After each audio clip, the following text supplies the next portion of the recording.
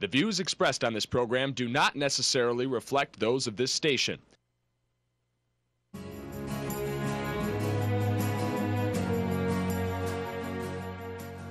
Welcome to Insights into Northeast Michigan, a WBKB News public affairs program. Insights deals with the issues affecting those in the community, as well as Northeast Michigan and the state. And now, Insights into Northeast Michigan. Good morning, everybody, and welcome to this edition of Insights. I'm your host, Marissa McKay, and joining me today is State Representative Peter Patalia. Hi, Peter. How are you? Good morning. Another great day in northern Michigan. Yes, it's very beautiful, as you commented. Very sunny, very nice. Yes, it's nice. It's nice to see we went through that cold weather. We got a little snow. Right. Now we're on an upswing of temperature, so get back outside. Exactly. It's easy to deal with the snow when it's not so frigid and so bitter cold outside. That's right. So first, I'd just like to talk about, you and I spoke the day after the State of the State address that the governor made. So first, tell me a little bit about that. Let's review your thoughts on the State of the State. Well, the State of the State is just a snapshot of what the governor's outlook is for the next year. And I was pleased at some of it, and of course a little disappointed at others. His emphasis on the needs for infrastructure payments and improvements.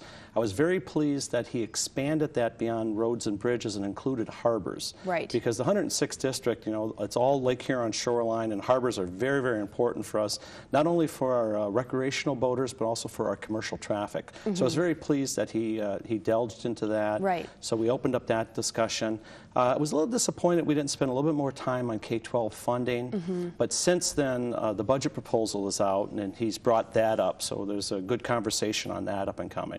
So overall, I think he did a good job. He, it's such a complicated system in Michigan. We oftentimes, as citizens, dwell on one issue, but a governor's got to look at the whole picture. And when you look at the whole picture, you could see that we are moving forward in Michigan. 177,000 new jobs in Michigan that can be documented. So we're on the upswing. So I'm pretty pleased to where we're headed. Definitely. And the governor also made a comment when he was doing his budget proposal that he says that being a financial planner for a state is sort of like being a financial planner for a family. The family has to live within their means, and we're not the federal government. We can't print money. Right. We do have to live within the things that we're given. So do you think he did a good job clarifying? Absolutely. He likes to tout himself as a nerd. And if you ever have an opportunity to meet him, he is a nerd. He's a spreadsheet person, and it's absolutely right. You can't go into deficit spending in your own life. Right. And Michigan had been deficit spending for 5 or 6 years prior to 2010, and not blaming any previous administration. That's not what our goal is, but the fact of the matter that it was happening. And now we're taking part of our budget to pay down the debt, and we have to overcome that debt so the young up-and-coming don't have to carry the debts that we created. Exactly. So I'm very pleased at how he does that. Well, good. And I think that some of the things that you brought up, first is education. We have that millage coming up here in this area. So why do you think that it's so important the governor addresses the K-12 education issue? The public education dollars are very complicated. And since Proposal A, there's constitutionally protected dollars to education. Right. The number one funding source for education is the additional 2 cents we put on the already 4 cents of sales tax. So 1/3 of every sales tax dollar collected goes to education. The second funding source is property tax based on property values. So what's been happening over the last 10 years? Our consumption has come down, so we're spending less, so our sales tax revenues are down. Our property values have been crashing over the last 10 years and actually hit a bottom, and now we're kind of on the upswing. So there are more monies coming back into the K-12 system, or the public education monies.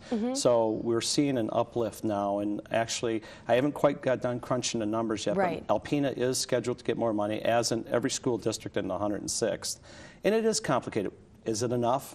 No, we don't think so. But it is what we can deal with within the dollars that we have. And also the same goes for roads and infrastructure as well, because as you mentioned, Northeast Michigan's a little bit different. We don't have as many major highways, especially in the 106th district. A lot of those back roads, a lot of state highways. So how do you think that Northeast Michigan fits into the governor's roads and infrastructure budget? I think really well. There is Public Act 51, which is the way that road dollars are divided.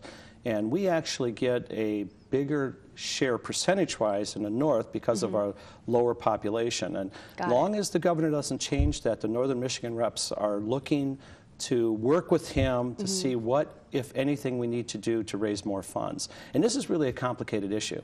I'll be conducting a multitude of town hall meetings up and down the 106th district, along with my local road commissions, to see exactly what people would like to do. And the number one question is going to be, do you believe we need to do anything? Some people believe they're happy what it is. And if that's the case, that may be the way we go.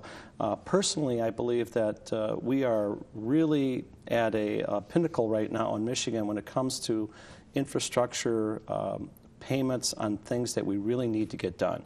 And as you had mentioned, you know, here in northern Michigan, our roads really aren't that bad. Right. But unfortunately, a lot of us have to travel throughout Michigan, and when you travel underneath an underpass and there's actually canvas shrouds up to catch falling concrete, it is a spooky thing. So I think we need to look at it.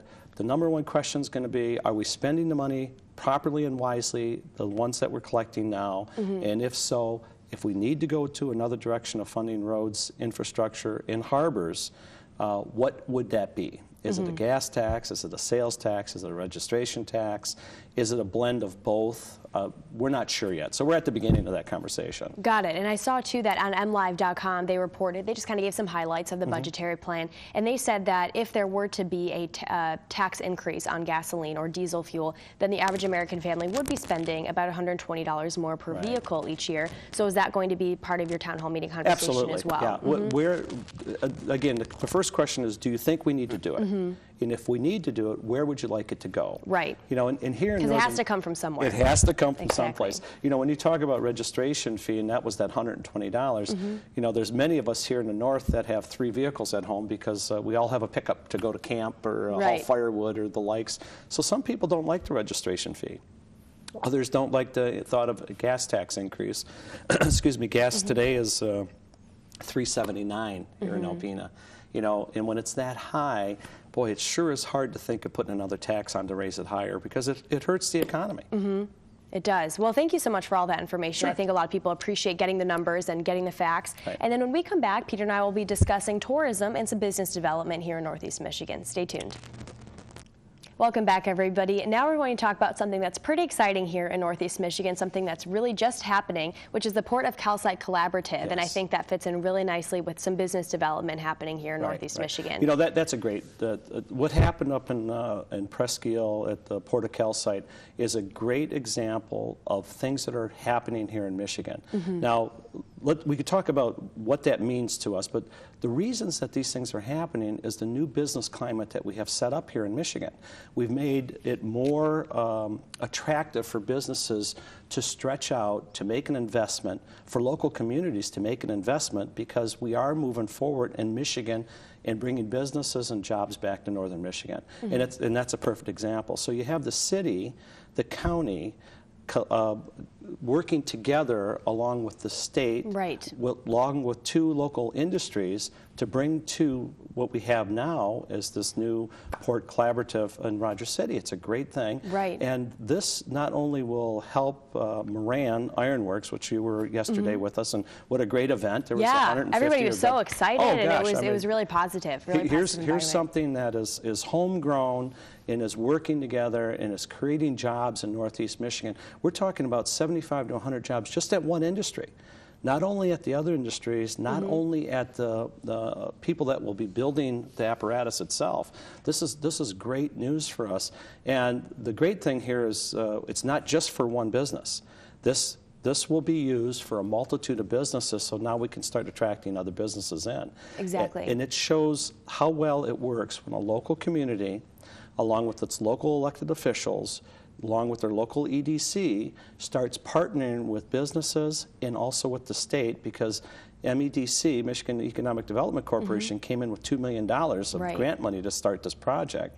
And Tom Moran's Moran Ironworks was awarded a $15 million contract outside the government, so it's private sector. And and this public-private partnership too, which is pretty unique. Wonderful. And under the Snyder administration, these are things that we're trying to foster, trying to grow, and I think it's very exciting. And I think the governor too, he always is out and about touting that Michigan's the comeback state. You know, we're on the comeback, and I think that for some people, sometimes that's hard to really see a tangible evidence of that, but this is an example of something that is a comeback. back. You know, the Port of Calcite has changed hands over the years. People call it the Frog Pond, but Right. now I think it's really going to become sort of a hub of industry if it takes off the way that people think it will. Once the shipping industry starts picking up on this, and we have the highway corridor up there, it's just an attractive place to come up and do business. And you're right. I mean, we need to.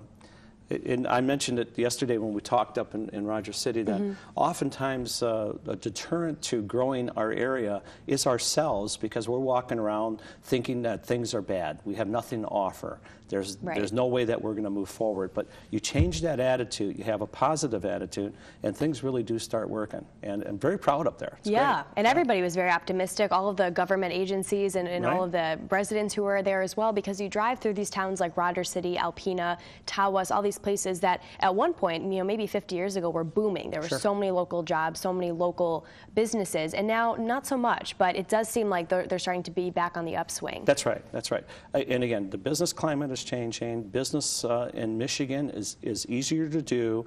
We've worked our regulation process down to where it's less complicated to do, and we are starting to get jobs back. You had mentioned, you know, oftentimes when administration change and the direction of a state changes, which happened here in 2008, unemployment was on the rise. There was an exodus of people in Michigan. We're the only state in the union that lost population in the last census. Young people were leaving, young professional people were leaving, and businesses were leaving. Well, we have now turned that tide to where we have a population growth back in Michigan, a job growth back in Michigan, and we're going to start seeing more and more of that in Northeast Michigan. And I'm very excited about it. Yeah, I think it's really positive. And too, going on Northeast Michigan, because at the Port of Calcite, a lot of that is really just utilizing the natural assets that we have, the Great Lakes. And tourism is another way that Northeast Michigan can really sort of put itself on the map, so to speak. Right, right. Tourism is great, and I'm now the chair of tourism, and I'm very excited. Yeah, it's a great position. I asked for the position. I was lucky enough to be awarded. It's going to be a great position for Northeast Michigan and promote Northeast Michigan.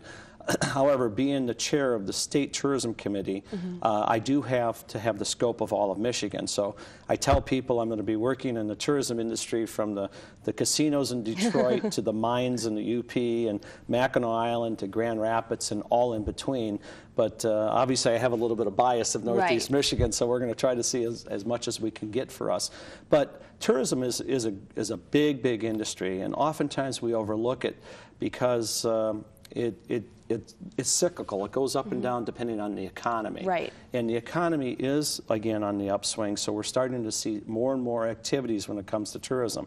And that's one of the things we have to be careful with whatever we do with gas, with trying to keep our roads, bridges, and harbors in the shapes that we need to keep them in. And a part of my job now in tourism is to make sure our harbors are available for the marine traffic. There was a time here in Alpena that our local marina was just packed in the summertime. Boats were coming in all the time, and of course the economy has hurt that. The loss of jobs, the fuel, and the rest, but we want to try to encourage that to start coming back again. So we need to work on those harbors. Right, and so much of Michigan's tourism too, we get emails all the time from the tourism committee here in the state, and so much of that comes from the Chicago area or the Detroit area, and even some other out-of-state places, maybe in Ohio. So I think another thing too is the Pure Michigan campaign. Wonderful. And really, let's talk about that a little bit. Yeah, and that'll be coming through my committee. There's a proposal out there to double the funding, which will bring it to $50 million. Now, I don't know where that's going to go. That's just a proposal, but I truly believe that it will be maintained at least at the level, which is $25 million right now. And the Pure Michigan campaign is really working. I mean, if you travel to another state or even into Ontario or other parts of Canada and you listen to the Pure Michigan commercials and Tim Allen's voice is just wonderful, it makes you want to come here and visit. And with the Pure Michigan campaign, we're starting to see bigger partners. Like Alpena's now partnering, so we're getting commercials mentioning Alpena. And the more partnering we get with Pure Michigan with the local communities, the more attractive of the tourism industry brings. Now, let's talk about the tourism industry with my goal and focus, what I have, and coming from the governor. We're going to take tourism and ultimately put that up to economic development. If we have an attractive place to come, an attractive place to visit, between ecotourism and the things that we haven't really fostered yet, people come in and they see what we are. They see your bike paths, place to kayak, place to boat, place to enjoy the great outdoors. Now we want to tell you we're a great place to do business. Bring your business in. Bring your family here. Bring your family here. Look what we have to offer you. So the tourism, the drive from, in my part right now with being the chair of tourism, our ultimate goal is economic development. So we're going to bring that in and look at all the wonderful things we have to offer. You know, you being from Chicago, right. I mean, when you come up here and you see the wonderful things that we have, and I briefly mentioned ecotourism, and that seems to have always been overlooked, at least on the northeast side of Michigan. You know, these are the kayakers and the mountain bikers and the backpackers. That's a great industry that we really haven't tapped into yet. Right. And we're going to look forward to doing more and more of that. Well, that's very exciting. Also, a very positive spin here on Insights today. And if you guys stay tuned, finally, Peter and I will discuss harbor dredging, what the governor's plans are to keep northern Michigan in business. Welcome back, everybody, to this edition of Insights. Now, to wrap up our discussion today, Peter Patali and I are going to discuss harbor dredging. Now, I think harbor dredging is something that people don't really think about very often. Right. It's not really something that is on people's minds. But why do you think it's something that the state as a whole really does need to consider? It's twofold. Number one, our public harbors, like the city marina, which along the way took waterways money, so it's a waterways city marina. And then up in Presque Isle, you have the harbors up in Presque Isle Harbor and Rogers City, down to the Tawases. Now, these are harbors that are very important and viable for the recreational boating industry. We have to have these usable so we can attract the business in, and even our locals that like to go boating and they'd like to use the marina. So we have to keep these open so you can get back out to the big water and enjoy yourself. So it's very important for us to keep those open, and it's easy to understand that. But the other one to understand is, like our local business here of Lafarge, they have a constant travel of freighters coming in and out to move their product. And right now, they're anticipating 60 to 70% load capacity, which means ultimately it costs them more to get that product to the end user, to the market. Right. So and that's a lot of money. So it's very important to keep those harbors open. And when you get into the commercial dredging, it's a TIFA. It's called TIFA. It's federal money. And we need to encourage the federal government to step up to the plate, get that money back to us so that we could get into these harbors and make sure that our traffic, our commercial traffic on the Great Lakes is maintained. So we're going to be working with that one. That's going to be a little bit more of a challenge because just like the states, the federal government's dollars are less and less. But we have to emphasize how important the Great Lakes commercial traffic is to economic growth here in Michigan. Right, and I think federally as well, because as you said, it's all encompassing. There's a bigger picture here that everybody really needs to be thinking about. The unique thing here on the Lake Huron shoreline, Lake Superior shoreline, and on down to Detroit is we have to also partner with another country.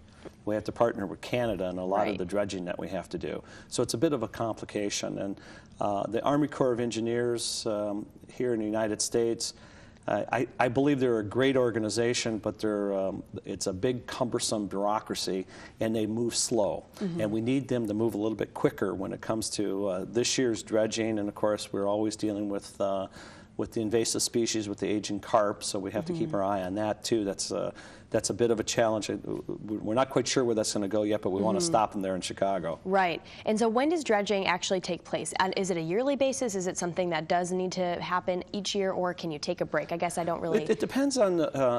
some harbors have to be dredged every year, depending on the design of the harbors. You take Lafarge Corporation, their channel, their river channel, is usually pretty good. So they can get away with dredging 3, 4, or 5 years. So once you get it established, it's usually pretty good. The Alpena Harbor, since they've changed the harbor mouth and now it goes into the river, is a lot better than the way it was before. It went out to more towards the city beach areas. So their dredging had to be done more often. But now that it goes towards the river, it's a lot better. But you move down to the Tawases, and their areas are very challenged because it's so shallow there.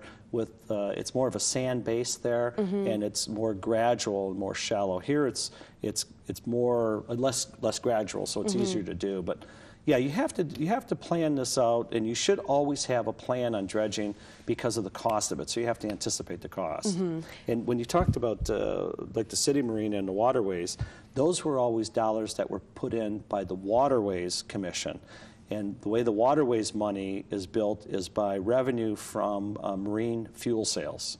And of course, those are down. Right, as we've mentioned. And two, I've seen that the State Waterways Commission has actually been holding a few emergency meetings lately to really address this problem. So do you think that that's something, has the governor encouraged those meetings, or have they just kind of come together as a group and said something really needs to be done? I think the meeting started and then brought it to the attention of the governors, which usually happens. And there's a couple of proposals out there in the House right now, and I'm not quite sure where they're going to go. Right. One is a House bill, it was put on by Representative Janetsky, that would open up the trust fund, the Michigan Trust Fund, to dredging. Got it. Now, that's going to be a very controversial discussion because constitutionally that trust fund money is structured for only certain things, and dredging harbors isn't part of it. It's not one of them. It's Okay. not one of them, so. Okay. And so do you think that the governor, does it seem from the discussions that he's been having and in his State of the State address, in his budget addresses, that he is very concerned about harbor dredging? Absolutely. And it's something that he Right. is really going to work Absolutely, right. For all the reasons that we've stated. Number one, the commercial industry, and also the fact that many of our local marinas are going to be in trouble.